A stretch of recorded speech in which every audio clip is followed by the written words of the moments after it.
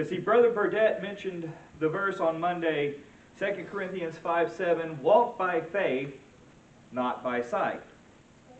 Brother Wurgis has mentioned before that walk is the word peripateo, meaning walk by habit. There we are. So the way we live our lives, the way we behave, the way we respond to what we go through is because of faith and not by sight. We'll see if we get through both faith and sight today. I'm hoping to, but I hope at least to get through the cause, and if time allows, we'll get to the distraction. What is faith if we're going to walk by it? I know I went to Hebrews 11:1.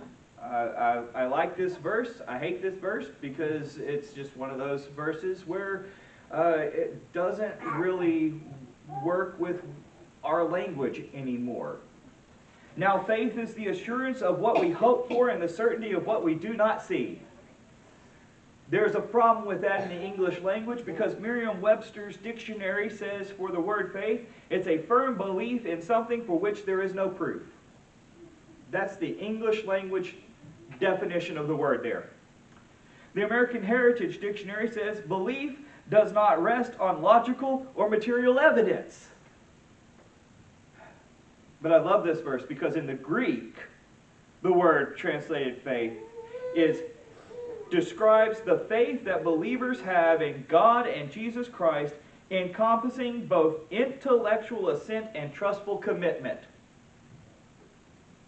That's the opposite of what the English word meant. Again, it's the intellectual assent, meaning it has to have logical evidence. The very thing that the American Heritage says belief and faith does not have. The word hope in Hebrews 11:1, according to Helps, translates as actively awaiting for God's fulfillment about the faith he has inbirthed through the power of his love.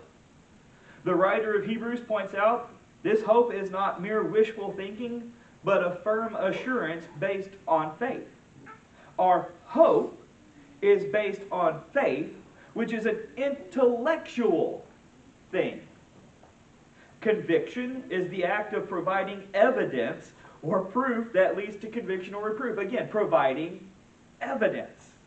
So Hebrews 11:1 isn't what the English makes you think. How many of you have ever heard it said, blind faith?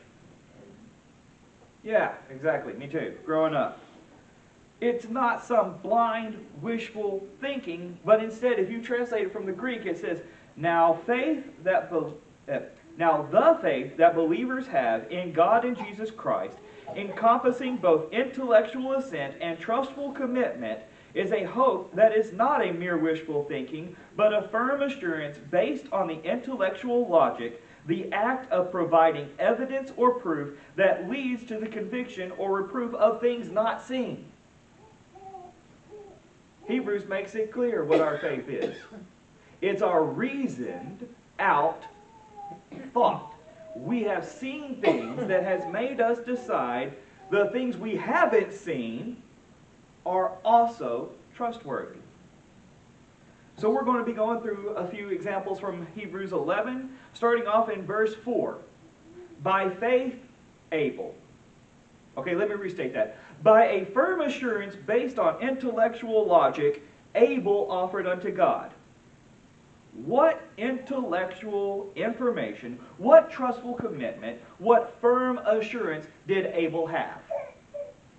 Let's consider the following from an article published April 4th of 2026 on legalclarity.org. People like to say, where's your evidence? You quote things, but where did you come from? So I am going to take that stance today and give these people what they ask for. First-hand evidence is information that comes directly from someone who personally witnessed or experienced the facts at issue. Federal courts require that a witness have personal knowledge of a matter before testifying about it, making this first-hand connection a baseline requirement for most trial testimony. Because first-hand evidence links the courtroom directly to the event in question, it avoids the guesswork that other forms of proof sometimes demand. That directness gives it real persuasive force, but it also comes with limitations that catch many people off guard. Before anyone can offer first-hand evidence at trial, federal rules require proof that the witness actually has personal knowledge of the facts they describe. A witness can establish this simply through their own testimony, by explaining where they were, what they saw, and how they came to know the information. That's Genesis chapter 2 and chapter 3, by the way, for what we need for Abel. The most familiar form is eyewitness testimony, where someone describes what they personally saw, heard, or otherwise perceived. A bystander who watched a car accident unfold, a bank teller who interacted with a robbery suspect, or a neighbor who heard a dispute through a shared wall can each provide first-hand accounts.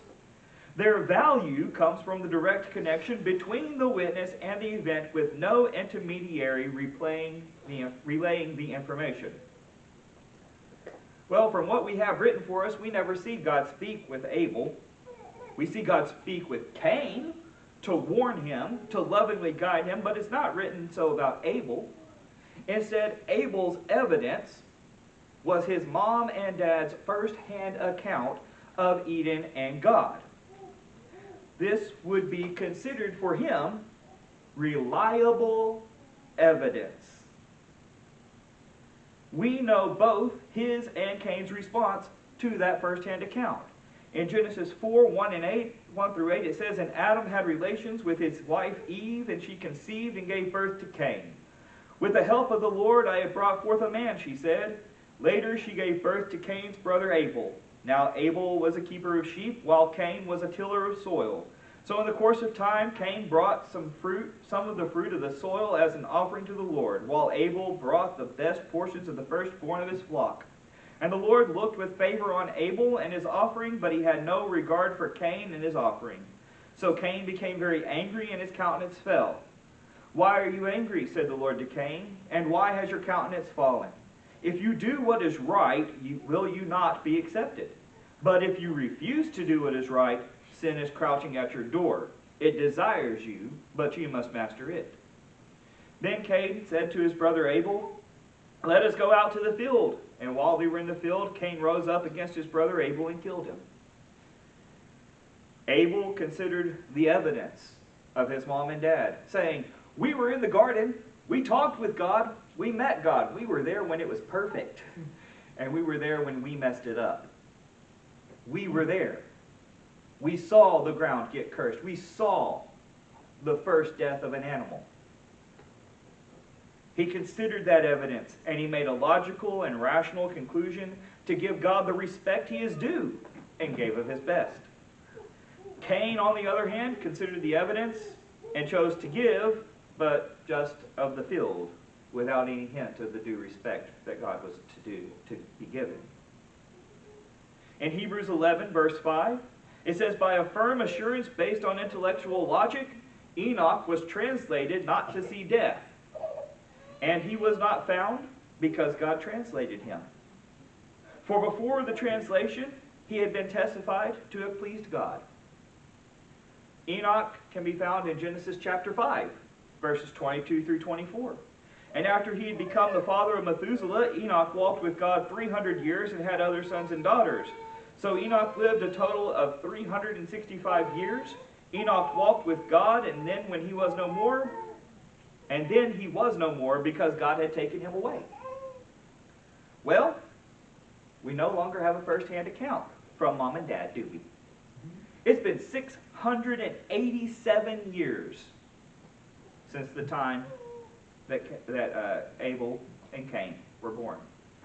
So then what is Enoch's reason? In verse 22 and 24, Enoch was said to walk with God. The Brown Driver Briggs lexicon notes that this word is to walk with intimacy. And the Topical lexicon says it's walking in a relational harmony. Enoch became a new first-hand account of his own. What Enoch saw in Methuselah's birth to cause him to come to that relationship with God, we aren't told. But at that point, Enoch built a first-hand relationship with God. Now, because we are talking about evidence today, I am going to sidetrack for just a second. Genesis doesn't say Enoch didn't die. That's Hebrews that does. Yet we know that the wages of sin is death. Is this then evidence for faith against the Bible? No. In fact, there are 3 mentioned not to have died. I didn't realize there were 3. I knew of 2. I didn't know there was a third. There's Enoch, who is translated here, Elijah, who was taken up, and supposedly Melchizedek. People like to say Melchizedek. And I say supposedly because I looked into what research has been done on Melchizedek and the mention of him not dying in Hebrews 7. I'm not going to go into all that Albert Barnes recorded about it because there was a lot. But I'll use his summary. He said, 1, there is no account of his ancestry as a priest. There was no father nor mother being mentioned as was indispensable in the records of the Levitical priesthood. The Levites said you had to prove you were a priest of God. And there is no proof, mother and father's heritage, listed for Melchizedek. 2, there was no account of any descendants in his office and no reason to believe that he had any. There's no records of him having kids. Thus, he stood alone as the priest. And 3, there was no account of the commencement or close of his office as a priest. But so far as the record goes, it is just as it would have been if his priesthood had neither beginning nor end. So that leaves us really with only 2 that have never died. But that's still 2 contradictions to the wages of sin is death, Romans 6:23, and Romans 5:12, therefore just as sin entered the world through one man and death through sin, so also death passed unto all men because all sin. But if you read the entire Bible, in Revelations 11, we're told there are 2 witnesses that will have to be killed. I personally believe that these 2 witnesses are the 2 that have yet to die because it wasn't their time to die yet. Their relationship with God has given them this special appointed position. And if that does indeed turn out to be the case, then we have no contradiction, but rather a fulfillment of Scripture still to come. As neither are provable, the evidence must be left inconclusive and cannot be used to disprove the Bible. It's what's called the absence of evidence fallacy or the appeal to ignorance fallacy, and I honestly have trouble telling the 2 apart. Yet Enoch's faith, his reasoning, led him to a relational walk alongside God. Hebrews 11:7, by a firm assurance based on intellectual logic, Noah, when warned about things not yet seen, in godly fear, built an ark to save his family. By faith he condemned the world and became heir of the righteousness that comes by faith. By adding the ages of births mentioned, Noah being 600 when the flood occurred, we have another 969 years passing from Enoch. Genesis 6:9 says, this is the account of Noah. Noah was a righteous man, blameless in his generation. Noah walked with God. We once again see that relational presence with God, which explains verses 13. And 13 through 22, then God said to Noah, the end of all living creatures has come before me, because through them the earth is full of violence. Now behold, I will destroy both them and the earth. Make for yourself an ark of gopher wood. Make rooms in the ark and coat it with pitch inside and out. And this is how you are to build it. The ark is to be 300 cubits long, 50 cubits wide, and 30 cubits high. You are to make a roof for the ark, finish its walls a cubit from the top, place a door in the side of the ark, and build lower, middle, and upper decks. And behold, I will bring flood waters upon the earth to destroy every creature under the heavens that has the breath of life. Everything on the earth will perish.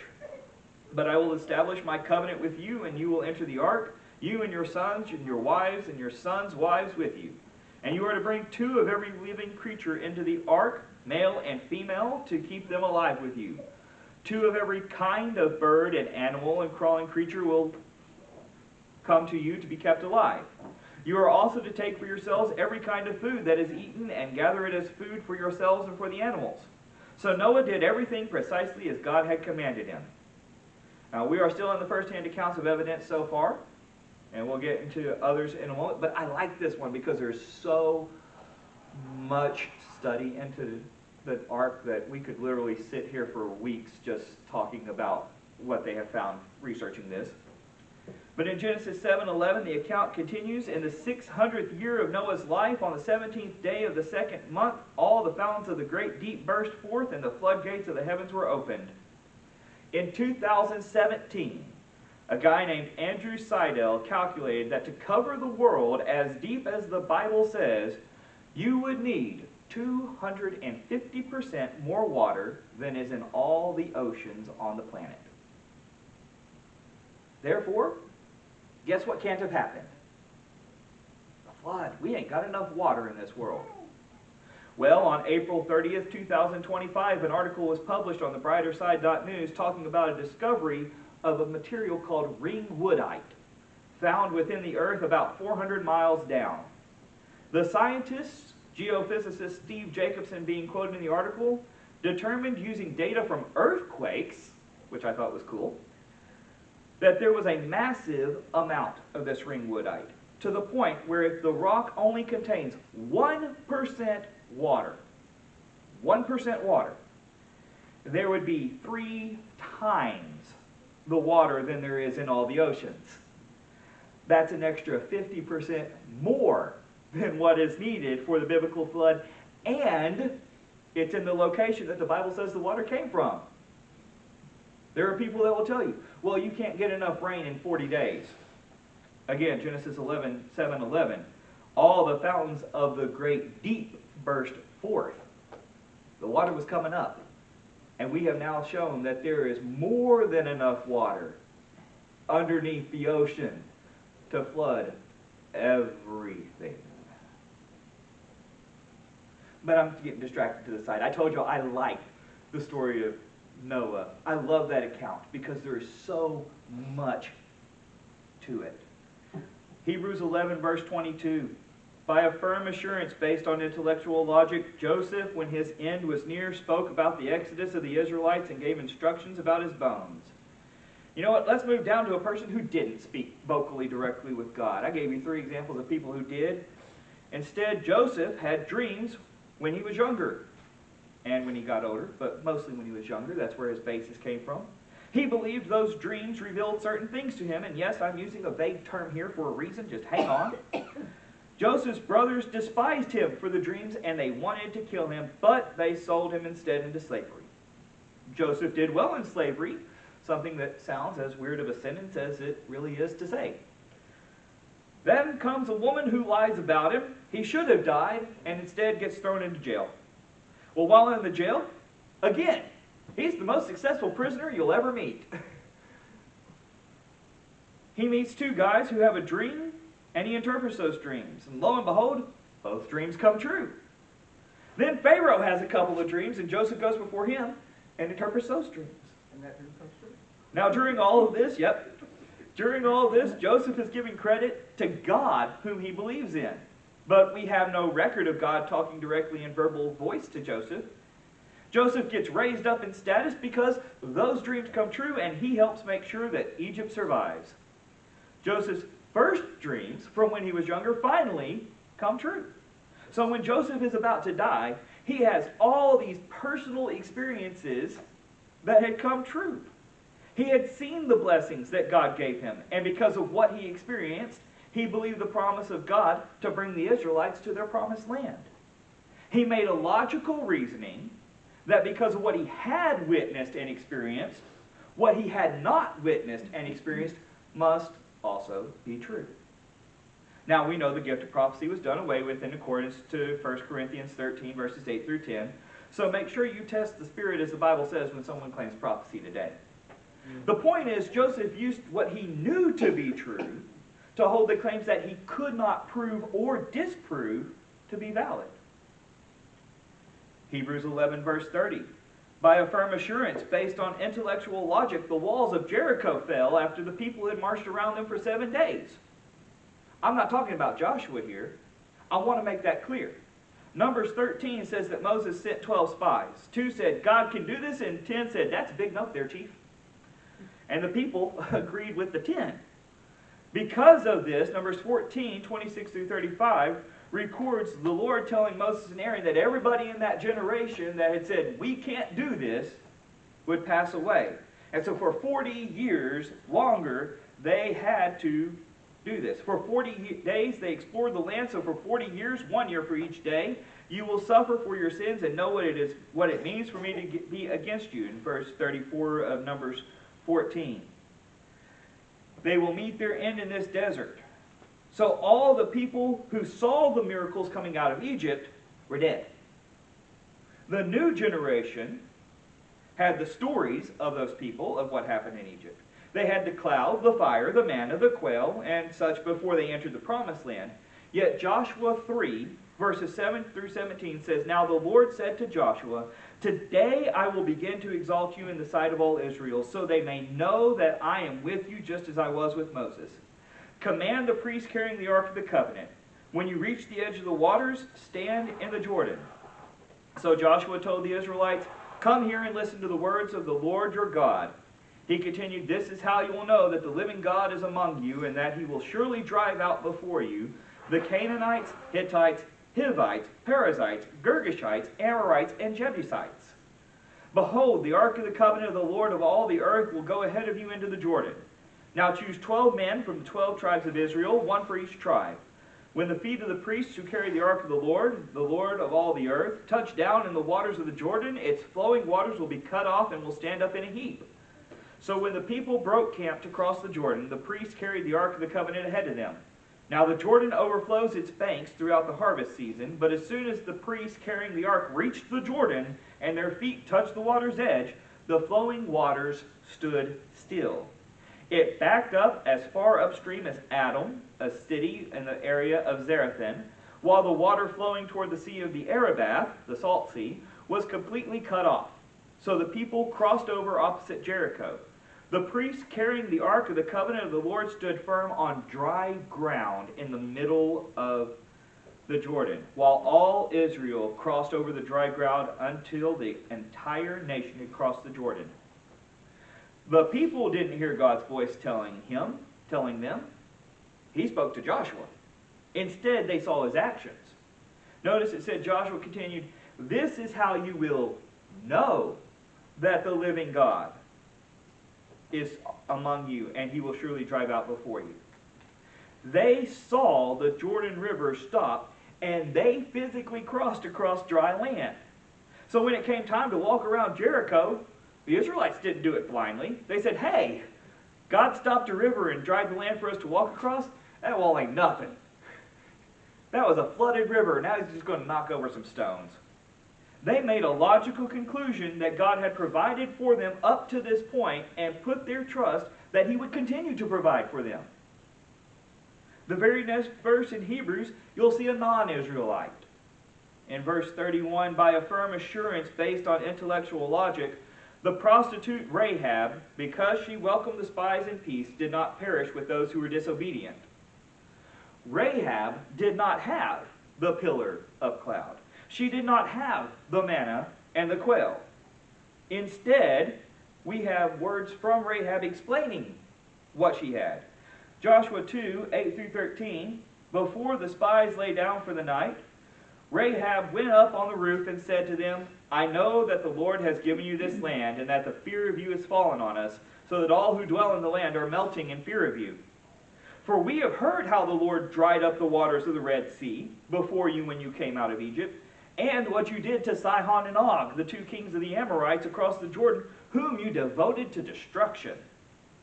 When we heard this, our hearts melted, and everyone's courage failed because of you, for the Lord your God is God in the heavens above and the earth below. Now therefore, please swear to me by the Lord that you will indeed show kindness to my family, because I showed kindness to you.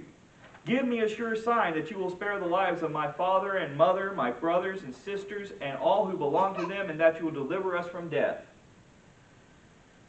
Rahab says, I know. And then she lists all the things she had witnessed. She knew of the Red Sea. She knew of Sihon and Og. And for those who have forgotten, Og was part of the Rephaim, which were cousins of the Nephilim, of whom were the mighty warriors. Og was like the one guy you didn't want to mess with. He was Big Jim. Yes, Brother Gilbert, that reference was for you. She knew the city was afraid, and she decided, based off of what she saw, to abandon her city's gods and trust in the God that was proving himself true. She did not blindly abandon her beliefs. She reasoned what was correct. Hebrews 11:32. Time will not allow me to tell of Gideon. One more before I go to my second point. I'm almost to my second point finally. Judges 6:11 through 7:15. Now the angel of the Lord came and sat under the terebinth tree which was in Orpha, which belonged to Joash the Abiezrite, while his son Gideon threshed wheat in the winepress in order to hide it from the Midianites. And the angel of the Lord appeared unto him and said to him, The Lord is with you, you mighty man of valor. Gideon said to him, O my Lord, if the Lord is with us, why then is all this happened to us? He was reasoning. He was looking at what was going on. And where are all his miracles, which our fathers told us about, saying, Did not the Lord bring us up from Egypt? But now the Lord has forsaken us and delivered us into the hand of the Midianites.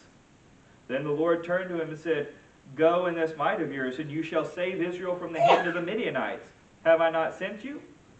So Gideon said to him, Oh my Lord, how can I save Israel? Indeed, my clan is the weakest in Manasseh, and I am the least in my father's house. And the Lord said to him, Surely I will be with you, and you shall defeat the Midianites as one man. Then Gideon said to him, If now I have found favor in your sight, then show me a sign that it is you who talk with me. Do not depart from me from here, I pray, until I come to you and bring out my offering and set it before you. And the Lord said, I will wait till you come back. So Gideon went in and prepared a young goat and unleavened bread from an ephah of flour. The meat he put in a basket, and he put the broth in a pot. And he brought them out to him underneath the terebinth tree and presented them. The angel of God said to him, Take the meat and the unleavened bread and lay them on this rock and pour out the broth. And Gideon did so. Then the angel of the Lord put out the end of the staff that was in his hand and touched the meat of the unleavened bread. And fire rose out of the rock and consumed the meat and the unleavened bread, and the angel of the Lord departed out of his sight. Now Gideon perceived that he was the angel of the Lord. So Gideon said, Alas, O Lord God, for I have seen the angel of the Lord face to face. Then the Lord said to him, Peace be with you, do not fear, you shall not die. So Gideon built an altar there to the Lord and called it, The Lord is Peace. To this day it is still in Orpha of the Abiezrites. Now it came to pass the same night that the Lord said to him, Take your father's young bull, the second bull of 7 years old, and tear down the altar of Baal that your father has, and cut down the wooden image that is beside it, and build an altar of the Lord to the Lord your God on top of this rock in the proper arrangement, and take the second bull and offer a burnt sacrifice with the wood of the image, which you shall cut down. So Gideon took 10 men from among his servants and did as the Lord said to him. But because he feared his father's household and the men of the city too much to do it by day, he did it by night. And when the men of the city arose early in the morning, there was the altar of Baal torn down, and the wooden image that was beside it cut down, and the second bull was being offered on the altar which had been built. So they said to one another, Who has done this thing? And when they had inquired and asked, they said, Gideon, the son of Joash, has done this thing. Then the man of the city said to Joash, Bring out your son that he may die, because he tore down the altar of Baal, and because he has cut down the wooden image that was set beside it. But Joash stood to all who stood against him. Would you plead for Baal? Would you save him? Let the one who would plead for him to be put to death by morning. If he is a god, let him plead for himself, because the altar has been torn down. Therefore on that day he called him Jerubbaal, saying, Let Baal plead against him, because he has torn down his altar. I like that. His dad goes, You know what? If he is a god, let him deal with it. Then all the Midianites and Amalekites and people of the east gathered together, and they crossed over and encamped in the valley of Jezreel. But the Spirit of the Lord came upon Gideon. Then he blew the trumpet, and the Abiezrites gathered behind him. And he sent messengers throughout all Manasseh, who also gathered behind him. He also sent messengers to Asher, Zebulun, and Naphtali, and they came up to meet him. So Gideon said to God, If you will save Israel by my hand, as you have said, look, I shall put a fleece of wool on the threshing floor. If there is dew on the fleece only, and it is dry on the ground, then I shall know you will save Israel by my hand, as you have said. And it was so. When he rose early the next morning and squeezed the fleece together, he wrung the dew out of the fleece, a bowl full of water. And then Gideon said to God, "Do not be angry with me, but let me speak once more. Let me test, I pray, just once more with the fleece. Let it now be dry only on the fleece, but on the ground let there be dew." And God did so that night. It was dry on the fleece only, but there was dew on all the ground. Then Jerubbaal, that is Gideon, and all the people who were with him rose early and encamped beside the well of Harod, so that the camp of the Midianites was on the north side of them by the hill of Moreh in the valley. And the Lord said to Gideon, "The people who are with you are too many for me to give the Midianites into their hands, lest Israel claim glory for itself against me, saying, 'My own hand has saved me.'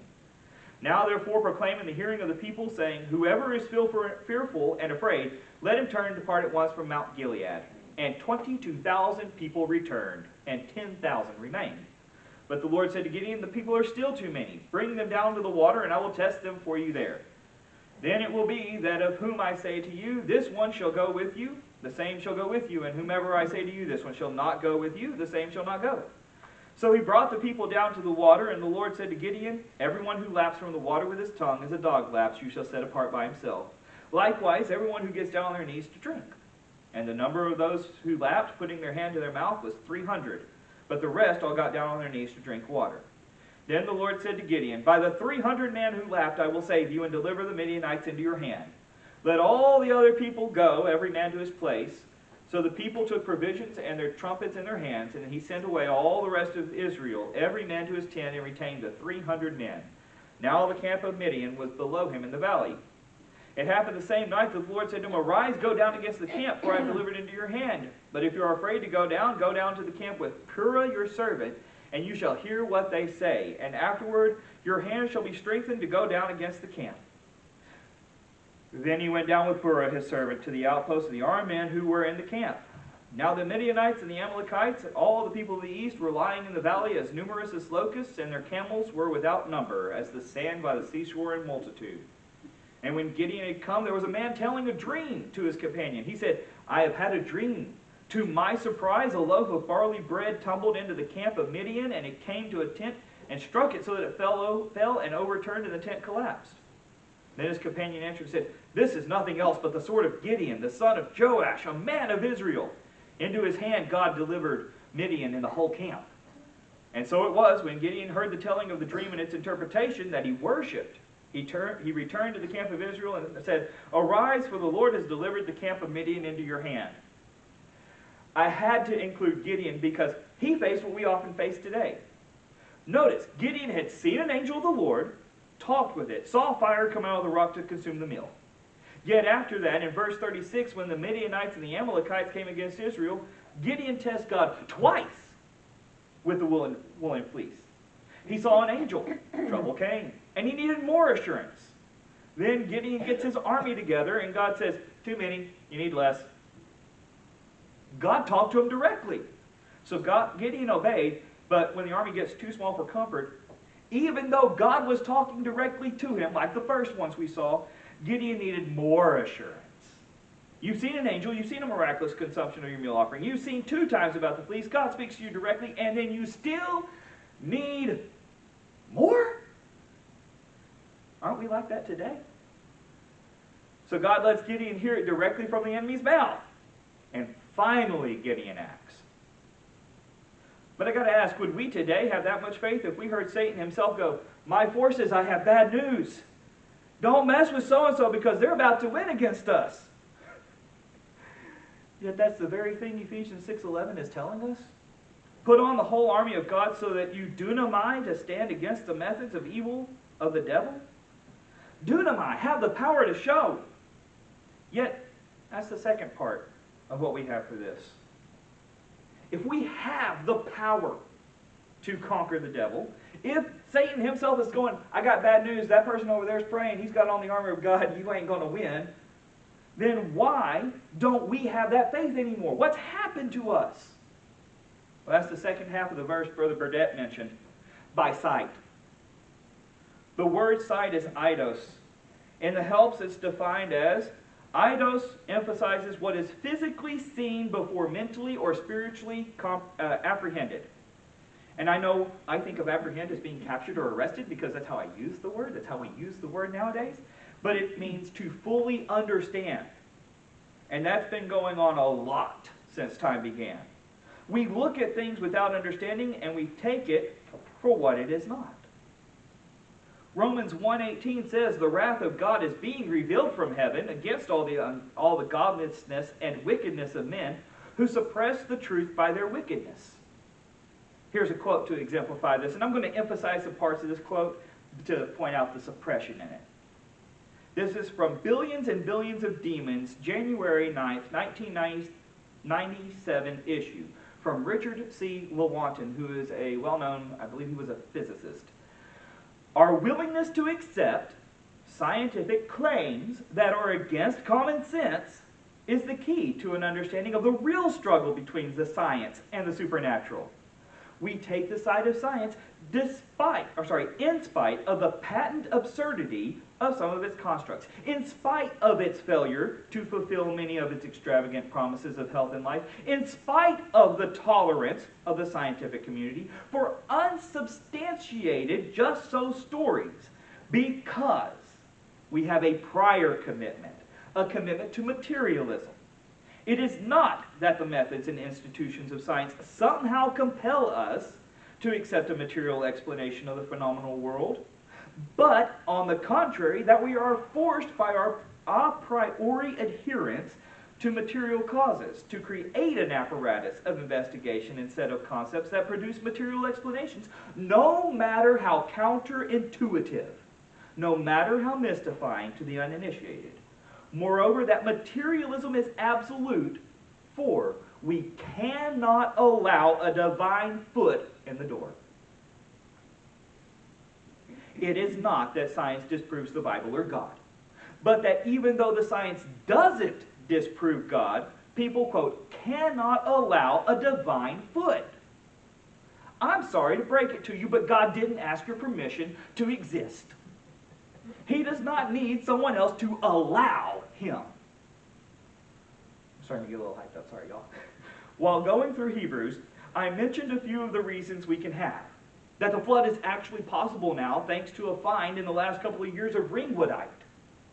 But let's look at a couple more though, starting with Jericho since I mentioned it. It was a city that should have been very difficult to take.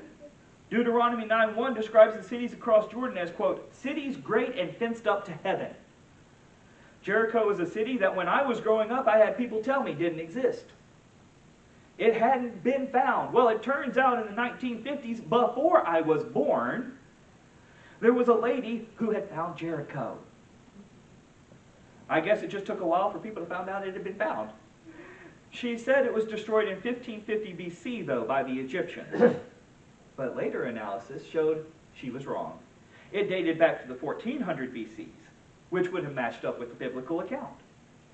But here's the part I want to look at from the research, though, because we know dating methods are sometimes good, sometimes they have margins of error. The retaining walls were 15 feet high, with a wall on top of it around 20 feet more, with the innermost walls reaching 46 feet above where you started. If you looked at that from the outside, you're going, it would have looked like it was going up to the heavens. Joshua 3:15 says, and as they that bear the ark were come unto Jordan, and the feet of the priests that bear the ark were dipped in the brim of the water, for Jordan overfloweth all of his banks all the time of harvest. Both Kathleen Kenyon in the 50s and John Garstang in the 30s found that the walls of Jericho had jars full of grain, indicating it fell when the harvest was brought in, right after the flood stage. Right at that time would have been when they brought it in. Joshua 6:20, so the people shouted when the priest blew the trumpets, and it came to pass when the people heard the sound of the trumpet, and the people shouted with a great shout, that the wall fell down flat, so that the people went up into the city, every man straight before him, and they took the city. We see a couple of things here. The wall fell down flat, or in the closer Hebrew, fell down beneath. From Kenyon's own words, quote, fallen red bricks piling nearly to the top of the revetment. These probably came from the wall on the summit of the bank and or the brickwork above the revetment. She found the wall fell down on itself. Beyond just that, the Israelites went straight before them into the city. Excavations have shown that the walls fell to form ramps. The way they fell formed ramps that you could literally just walk straight up into the city. Joshua records in 6:17, the city shall be accursed, even it and all that are therein to the Lord. Only Rahab the harlot shall live, she and all that were with her in her house, because she hid the messengers that we sent. In the northern part of the city, guess what they found?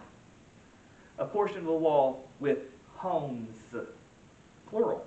Remember from earlier, she wanted not just herself, but her family to survive as well. Still intact. Everything else is destroyed, but there's one little section with some homes that would have all been part of the family because they all lived together, completely intact. I couldn't find which direction Rahab's house was in, but Joshua 2:15 tells us her house was built with the wall.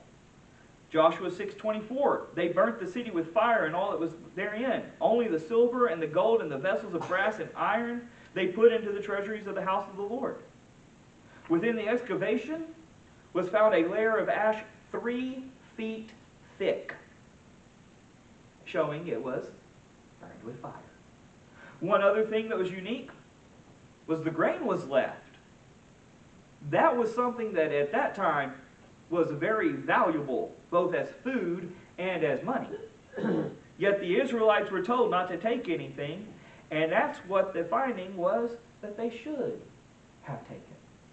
And yet it was left. Everything matched up. I read in a series of books from Apologetics Press that the Bible is considered one of the oldest and most accurate medical texts. One of my favorite, when I looked at them, was Leviticus 17:14, which says, "The life of every creature is in the blood." Science showed that in 1628. That's a few thousand years after Leviticus. Before that, and even after 1628, we had practices such as the Greek humors that would drain the blood from people. I guess you could say that the person was cured of their illness when they died because they weren't alive to be sick, but that's like saying you got rid of the spider by burning the entire house down. It solves the problem, but it doesn't solve it in a favorable manner.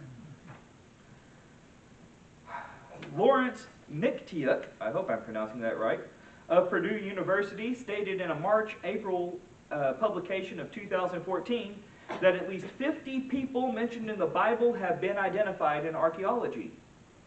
The Truth, Faith, and Reason.com website states, because I was not going to sit down, sort, and count all the discoveries listed on different websites in time for this lesson, that to date, May 18th, 2018, there have been over 25,000 archaeological discoveries that support a variety of biblical accounts, both Old and New Testaments, and no valid archaeological find has ever contradicted a biblical account.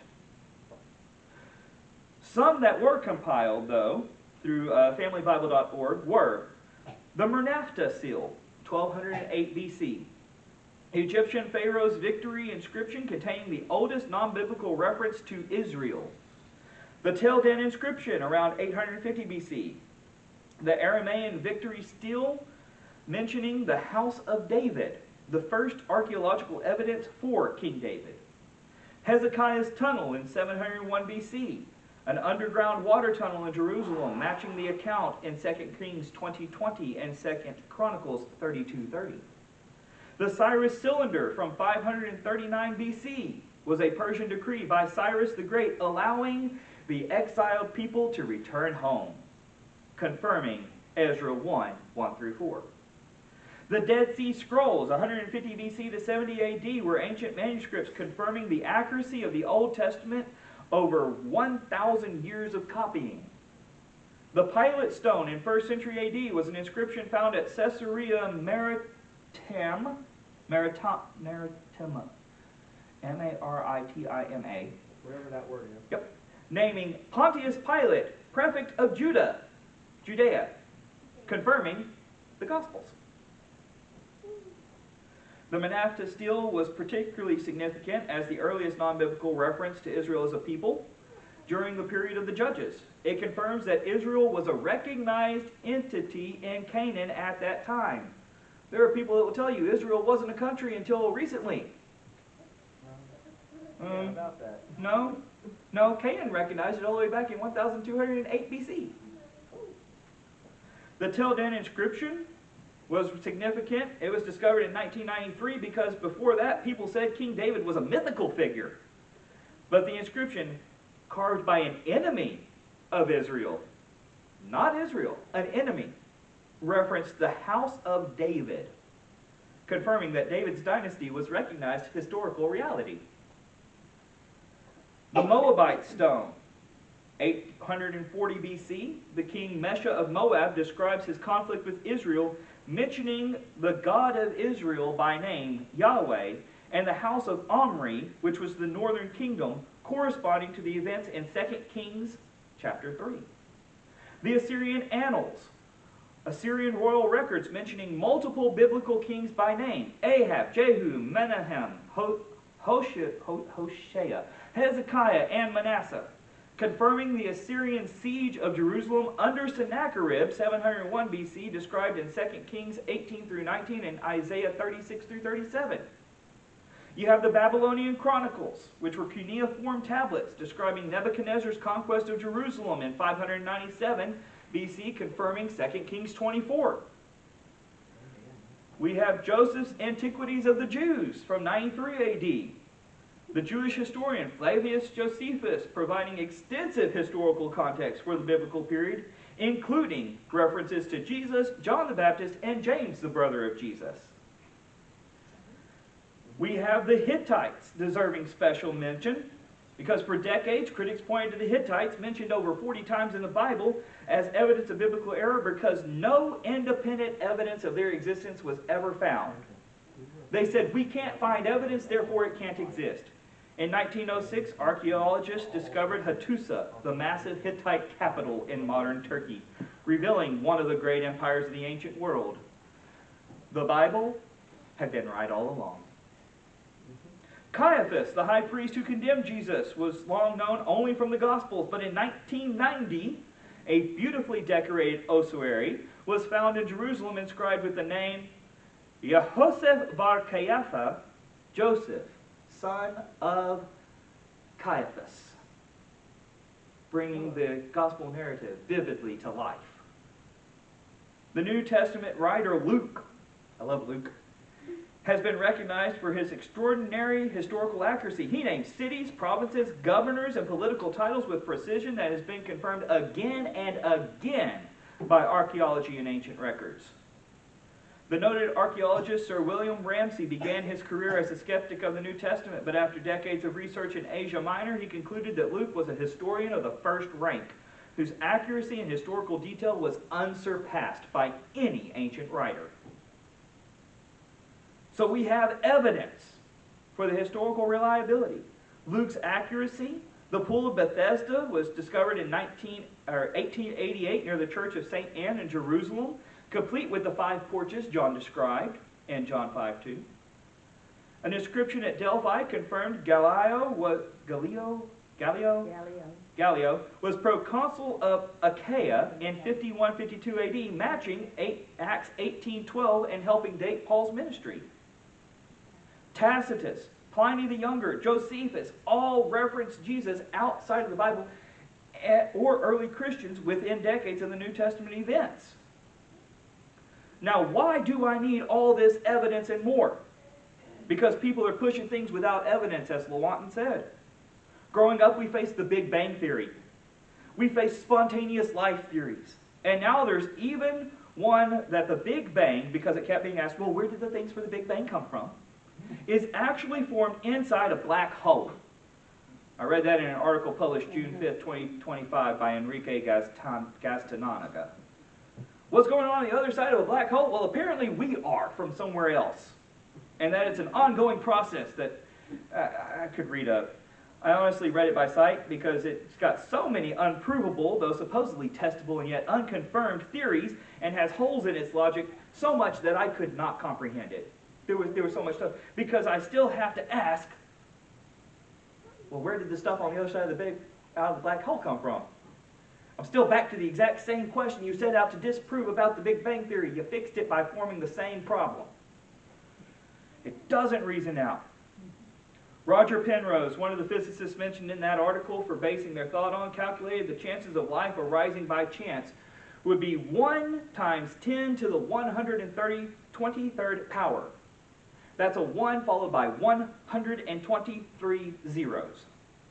Roger Penrose himself stated that, quote, it's a number which would be impossible to write out in the usual decimal way, because even if you were able to put a 0 on every particle in the universe, there would not even be enough particles to do the job. I don't know about that because that would only be 123 zeros, but I did find out there's only, supposedly, they calculated 10 to the 82nd particles in the entire known universe. So you cannot start at 1 and get to this number by numbering everything out there. The universe itself could not write how small the chance of randomness would be. To put it in another perspective, I'm almost done, y'all. I'm on the last page. I'm on 16 of 16. If you were to flip a coin and get the same number of heads in a row as those odds at 1 flip per second, it would take you 4.19 times 10 to the 115th years. By contrast, the universe is only supposedly 1.38 times 10 to the 10th years old. And that the whole universe will die after 10 to the 100th years. It would take longer to flip a coin and randomly create the universe with life than it took for the entire universe to die. By a 1 with 15 zeros after it. That's how many years longer it would take. Emile Borel set the threshold for what was supposedly practical impossibility at 1 times 10 to the 50th, a probability far below what can be physically realized, ensuring that such events have no realistic chance of ever occurring. He used cosmic limits to establish a clear distinction between improbable, such as winning the lottery, and practically impossible events, like randomly picking a specific atom in the cosmos, which surpasses even the universe's capacity for chance interactions. Yet despite it being 73 powers beyond the impossibility threshold, people want to, as Lewontin put it, accept scientific claims that are against common sense in spite of the patent absurdity of its constructs. With the sight of not understanding the evidence the world sees, we must hold to the logic and reason of what is seen and comprehensible. We have many reasons. What I showed here was just a small portion to believe. We walk, we conduct ourselves, we believe not blindly, but because of the reason and logic we've seen. As 1 Corinthians 1:18 says, for the message of the cross is foolishness to those who are perishing, but to us who are being saved, it is the power of God. I do not ask you, nor does God ask you to believe and put your trust in Him blindly. He says to reason, to look at all the evidence He has given us, and then believe in Him. Believe in Him, trust Him, and accept His offer of salvation through Jesus' sinless life, death, burial, and resurrection. When you are ready to reason it, to believe it, to repent, and to accept it, He is ready to welcome you. Thank you for your attention.